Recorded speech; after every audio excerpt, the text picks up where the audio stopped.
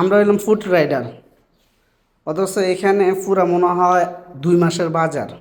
ঠিক আছে, প্রায় 800-1000 টাকার বাজার। এগুলা আমি 12 কিলোমিটার দূরে গাড়ি দিয়ে আনছি। এখন ভাগ্যবলা লিফট আছে, লিফটে দিয়ে এখন 2 তলা নিয়ে দিয়ে আসতে হবে। তো বলতেছিলাম, এই যে সুপার মার্কেট থেকে যে ধরনের অর্ডারগুলো আসে, বিশেষ করে ফান্ডা থেকে, ওটাইম থেকে, এই সুপার মার্কেটের যে অর্ডারগুলো, এগুলা রাইডারদের দিয়ে নেওয়া মানে এক ধরনের জুলুম। কেন জুলুম?